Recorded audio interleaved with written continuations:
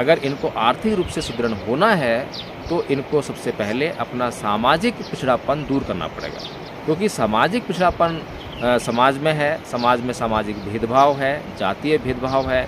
उसके कारण जो है, जो इनके लिए अवसर उपलब्ध हो सकते थे, वो अवसर जो है जातिवाद होने के कारण जो है वो उनसे छीन ले जाते हैं। इसलिए साथियों, इस देश के जो महापुरुष हुए, परम पूज्य बाबा साहेब भीमराव अम्बेडकर, तथागत बुद्ध, ज्योतिबा फूले, मान्यवर साहब कांशीराम जी, साहू जी महाराज, नारायण गुरु और तमाम जो संत महापुरुष हुए इस समाज के, उन्होंने जो है आर्थिक संपन्नता के लिए अभियान नहीं चलाया।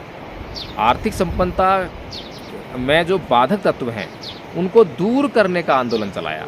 और मान्यवर साहब कांशीराम जी ने, बाबा साहेब ने इस देश के लोगों की सामाजिक स्थिति सुधारने के लिए जो मुहिम चलाई, जब ये बहुजन शब्द का इस्तेमाल किया गया तो उनका ध्येय यही था कि SC, ST और OBC उनके साथ में जो है माइनॉरिटीज़ को जोड़ दिया जाए, मिला लिया जाए, ताकि ये सब लोग मिलकर जो इनके साथ इस देश में कोई वर्ग अन्याय, अत्याचार व शोषण करने का प्रयास कर रहा है, तो उससे जो है ये लोग जो हैं अपने आप को बचा सकें और उनके शोषण और अत्याचार से। आदतें हैं, अभी अगर हम अपनी आदतों को चेक करें तो हमारी आदतें अभी भी हिंदू संस्कृति की ही हैं। अभी बौद्ध संस्कृति से उनका कोई मतलब नहीं है, क्योंकि बौद्ध संस्कृति जो है आपको कहती है कि भोगने से बचो, आवश्यकता के अनुसार आप अपना जीवन जियो, ये कहती है बौद्ध।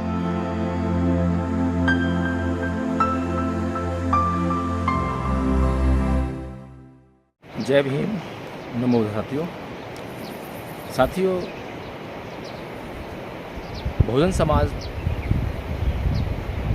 आप लोग समझते होंगे कि इसके क्या मायने हैं। खाली हम बहुजन समाज कह दें तो काम और बात दोनों अधूरी रह जाती हैं, क्योंकि बहुजन समाज अपने आप में क्या है? कुछ नहीं है। इसी तरह से मनुवादी समाज है, हिंदू समाज है, मुस्लिम समाज है, तमाम तरह के समाज हैं। लेकिन बहुजन समाज क्या है? बहुजन समाज वह समाज जिसमें कि SC, ST और OBC ये तीन तो समाज या समुदाय या वर्ग ऐसे हैं जो कि कॉन्स्टिट्यूशनल है, संवैधानिक है। संविधान के अंदर जो है ये वर्ग क्रिएट किए गए हैं। जातियाँ नहीं है, वर्ग हैं। SC जाति नहीं है, वर्ग है। ST जाति नहीं है, वर्ग है। OBC जाति नहीं है, वर्ग है। अभी जो वर्ग हैं ये जाति समूह है, यानी विभिन्न जातियों को मिलाकर एक समूह बनाया गया है, एक वर्ग बनाया गया है। इन वर्गों को बनाने का आधार क्या है? इन वर्गों को बनाने का आधार है इनका पिछड़ापन। ये सामाजिक दृष्टि से पिछड़े हुए हैं और सामाजिक दृष्टि से पिछड़ेपन का जो दंश है इन लोगों को झेलना पड़ा है। उसके कारण से इनकी जो आर्थिक व्यवस्था है वो खराब हो गई, और आर्थिक व्यवस्था खराब होने के कारण जो है इनको अगर कहें कि इनकी जो ज़िंदगी है वो पशुवत हो गई, पशुओं से भी बदतर हो गई। इसीलिए संविधान के अंदर इन लोगों को मुख्य धारा में आने के लिए जो लोग अग्रणी हैं, जिन लोगों के पास इस देश के तमाम साधन और संसाधन उनके कब्जे में हैं, तो उनके साथ मिलकर ये अपना भी विकास निश्चित कर सकें, ये भी इस देश में अपने जीने के अवसर ढूंढ सकें। इसलिए संविधान के अंदर ये तीन वर्ग क्रिएट किए गए, SC, ST और OBC। ये कोई जाति नहीं है, लेकिन जातियों का समूह है। SC अगर हम बात करते हैं कि SC जो वर्ग है, अनुसूचित जाति जो वर्ग है संविधान के अंदर, उसका मतलब है कि उसके अंदर बहुत सारी जातियां हैं, शेड्यूल्ड है। जो जातियों का शेड्यूल है उसको मिलाकर SC वर्ग बनता है। अब इसमें अगर कुछ जातियों की बात करूं, जैसे कि जाटव या चमार, चूढ़ा, कहीं पर कुछ नाम से पुकारा जाता है, कहीं पर किसी नाम पुकारा जाता है, वाल्मीकि, भंगी, तानक, खटीक, इस तरह से जो है कुछ जातियों को मिलाकर एक शेड्यूल तैयार किया गया, उसको कहा कि ये SC वर्ग है। इसी प्रकार से ST में कुछ जातियों को मिलाकर शेड्यूल तैयार किया गया और उनको कहा गया कि ये एसटी हैं। इसी प्रकार से जो ओबीसी का भी एक शेड्यूल तैयार किया गया और उन जातियों को उसमें डाल दिया गया और कहा गया कि ये ओबीसी हैं।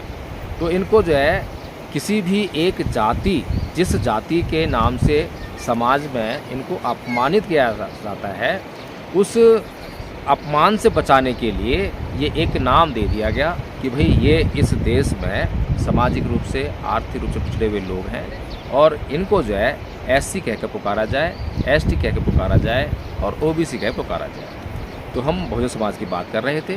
तो बहुजन समाज का एक बहुत बड़ा हिस्सा एससी, एसटी और ओबीसी हुआ। दूसरा जो है माइनॉरिटीज़, यानी कि इस देश में जो हिंदू समाज है, हिंदू धर्म के मानने वाले लोग हैं, वो बहुसंख्यक हैं। उनके अलावा जो लोग हैं वो अल्पसंख्यक कहे जाते हैं। तो उनको भी जब मान्यवर साहेब कांसी राम जी ने, बाबा साहेब ने इस देश में, इस देश के लोगों की सामाजिक स्थिति सुधारने के लिए जो मुहिम चलाई, जब ये बहुजन शब्द का इस्तेमाल किया गया तो उनका ध्येय यही था कि एससी, एसटी और ओबीसी, उनके साथ में जो है माइनॉरिटीज़ को जोड़ दिया जाए, मिला लिया जाए, ताकि ये सब लोग मिलकर जो इनके साथ इस देश में कोई वर्ग अन्याय, अत्याचार व शोषण करने का प्रयास कर रहा है, तो उससे जो है ये लोग जो हैं अपने आप को बचा सकें और उनके शोषण और अत्याचार से निजात पा सकें। तो ये मुख्य उद्देश्य रहा बहुजन समाज का निर्माण करने का, और बहुजन समाज जो है इस तरीके से बनाया जाता है। अभी इसमें जो है जो माइनॉरिटीज़ है उसमें मुस्लिम, ईसाई, सिख, बौद्ध, जैन, ये सभी धर्म जो उसमें शामिल हैं, तो इसको माइनॉरिटीज़ कहते हैं। तो साथियों, हम चर्चा कर रहे थे कि जो बहुजन समाज जो है उसके मायने क्या है। तो हमने समझ लिया कि बहुजन समाज का जो मतलब है वो ये है। अब इसमें जो है एक विशेष क्लास, जिसको एससी, एसटी और ओबीसी कहा गया है, इनके लिए एक विशेष इसमें बात है कि इनके सामने एक विशेष लक्ष्य दिया गया है, क्योंकि सामाजिक रूप से ये जो पिछड़ेपन में जीने के लिए मजबूर हैं, सामाजिक रूप से पिछड़े हुए हैं, इसलिए इनके सामने एक लक्ष्य है। इनके सामने लक्ष्य है कि ये अपने सामाजिक पिछड़ेपन को दूर करें। अब ये जो सामाजिक पिछड़ापन है और जो आर्थिक पिछड़ापन है, दोनों में भारी अंतर है। एक व्यक्ति जो है आर्थिक रूप से सुदृढ़ होने के बाद भी अपनी सामाजिक स्थिति को उच्चतम नहीं बना पाता है। सामाजिक स्थिति उच्चतम बनती है उसको अगर समाज में मान, सम्मान और उसका स्वाभिमान अगर कायम किया जाता है, तो वो जो है उसे कहते हैं कि सामाजिक तौर पर वो जो है काफ़ी उन्नत हो गया है। लेकिन जो लोग इस देश में आर्थिक रूप से मजबूत हो गए हैं, आईएएस बन गए हैं, आईपीएस बन गए हैं और बहुत बड़े मतलब कह सकते हैं कि आर्थिक रूप से संपन्न हो गए हैं, पैसे वाले हो गए हैं, फैक्ट्रीज़ के मालिक हो गए हैं, कंपनीज़ के मालिक हो गए हैं, लेकिन उसके बावजूद उनका सामाजिक पिछड़ापन नहीं गया है। तो सामाजिक पिछड़ापन नहीं गया है, लेकिन आर्थिक संपन्नता आ गई है। लेकिन इस समाज का, जो इसको हम एससी, एसटी, ओबीसी कहते हैं, इसका बहुत बड़ा वर्ग, लगभग 99% जो समाज है वो अभी सामाजिक पिछड़ेपन का शिकार है, और सामाजिक पिछड़ेपन के शिकार होने के कारण उसके लिए आर्थिक अवसर उपलब्ध नहीं है। जबकि भारत का संविधान आर्थिक अवसरों में भी समानता की बात करता है, चाहे वो राजकीय नौकरियां हों। आर्टिकल 16 जो है सीधे सीधे बात करता है कि जो सरकारी नौकरियां होंगी, राजकीय नौकरी जिसे कहते हैं, उनमें तो सीधे सीधे जो है इनको भागीदारी मिली है और आरक्षण के माध्यम से ये सुनिश्चित किया गया है। लेकिन सरकारी नौकरी जो है इस देश की आर्थिक संपन्नता की अगर बात करें, आर्थिक साधनों और संसाधनों की बात करें, तो नौकरियां एक छोटा सा हिस्सा है। नौकरियों से जो है पूरे समाज का पेट नहीं भरा जाता। नौकरियों से जो है, यानी कि जो सरकारी नौकरियां हैं, उनसे इस जो एससी, एसटी, ओबीसी हैं, इनके जो आर्थिक पिछड़ेपन है उसको दूर नहीं किया जा सकता है। इनको आर्थिक रूप से संपन्न नहीं बनाया जा सकता है। इनको अगर आर्थिक रूप से संपन्न बनाना है, अगर इनको आर्थिक रूप से सुदृढ़ होना है, तो इनको सबसे पहले अपना सामाजिक पिछड़ापन दूर करना पड़ेगा। क्योंकि सामाजिक पिछड़ापन समाज में है, समाज में सामाजिक भेदभाव है, जातीय भेदभाव है, उसके कारण जो है जो इनके लिए अवसर उपलब्ध हो सकते थे, वो अवसर जो है जातिवाद होने के कारण जो है वो उनसे छीन ले जाते हैं। इसलिए साथियों, इस देश के जो महापुरुष हुए, परम पूज्य बाबा साहेब भीमराव अम्बेडकर, तथागत बुद्ध, ज्योतिबा फूले, मान्यवर साहब कांशीराम जी, साहू जी महाराज, नारायण गुरु और तमाम जो संत महापुरुष हुए इस समाज के, उन्होंने जो है आर्थिक संपन्नता के लिए अभियान नहीं चलाया। आर्थिक संपन्नता में जो बाधक तत्व हैं उनको दूर करने का आंदोलन चलाया। और आर्थिक संपन्नता में जो बाधक तत्व है वो है सामाजिक भेदभाव। क्योंकि जिन लोगों के पास इस देश के साधन हैं, संसाधन हैं, उनके माध्यम से ही यह जो आर्थिक संपन्नता ये आनी है। या तो वो जो है बराबरी की जो भी उनके पास संपन्नता है उसमें बराबरी की हमें भागीदारी दे दें SC ST OBC को, लेकिन वो ऐसा नहीं करेंगे। तो फिर कम से कम जो है जो अवसर उनको मिलने चाहिए इन लोगों को, वो उनको जो है लेने दें और उन अवसरों को प्राप्त करके ये जो अपना आर्थिक जो पिछड़ापन है इसको दूर कर लें। तो साथियों, इसका जो अभियान है इन महापुरुषों ने चलाया। लेकिन इस अभियान में क्या समस्याएं आ रही हैं, क्या प्रॉब्लम है, क्या बाधक तत्व हैं, उन पर चर्चा करना बहुत ज़रूरी है। अगर उन पर चर्चा नहीं करेंगे, उसको समझेंगे नहीं, तो हम लोग जो है अपने जो आर्थिक जो संपन्नता है उसको हासिल नहीं कर पाएंगे और सामाजिक पिछड़ापन हमारा दूर नहीं हो पाएगा और वो एक बाधक तत्व बना रहेगा। इसलिए जो है हमारे लिए सबसे ज़रूरी चीज़ है, क्योंकि हम एक ऐसी संस्कृति का शिकार हैं जो हमें आगे बढ़ने से रोकती है, जो हमें आर्थिक संपन्नता पाने से रोकती है, जो हमें मान सम्मान और स्वाभिमान की जो गरिमा होती है उसको फील करने से, उसको अनुभव करने से, उसको महसूस करने से रोकती है। तो ये जो संस्कृति है जिसमें हम लोग जीने के लिए मजबूर हैं, वो संस्कृति कौन सी है?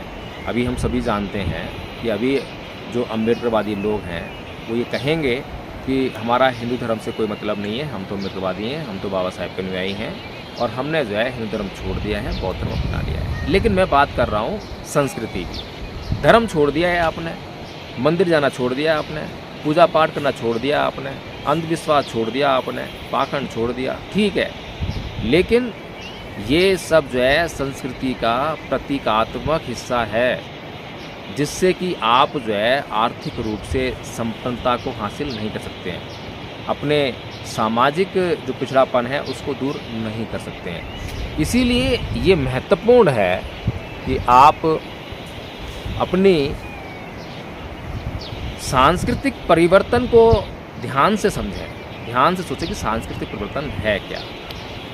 अभी हमारे भीतर जो है एक संस्कृति है भोगने की संस्कृति, यानी कि थोड़ा सा सुख आया तो उसको भोग लिया और जैसे ही सुख को भोग लिया तो दोबारा से फिर उसी दुख के अभाव में जीने के लिए मजबूर। ये जो भोगने की संस्कृति जो है ये हिंदू संस्कृति है।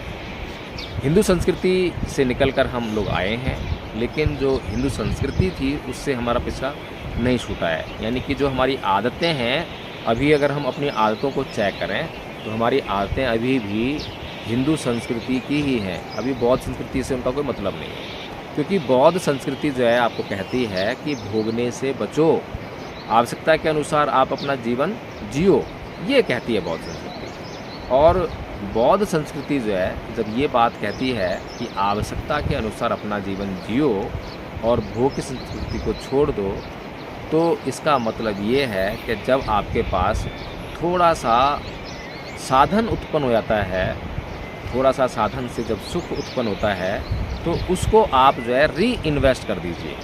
री इन्वेस्टमेंट जैसे हम लोग जो है अपनी आर्थिक संपन्नता को बढ़ाने के लिए थोड़ा पैसा कमाते हैं, फिर उसको बचाकर जो है उसमें से कुछ जो हमारे लिए ज़रूरी चीज़ें हैं वो हमने खरीद ली, हमने अपने जीवन चलाने के लिए उनका उपभोग कर लिया, लेकिन उसमें से बहुत बड़ा हिस्सा या कुछ हिस्सा जो है बचा के और हमने आगे आने वाली ज़िंदगी के लिए, फ्यूचर के लिए इन्वेस्ट कर दिया, उसे री इन्वेस्ट करते हैं।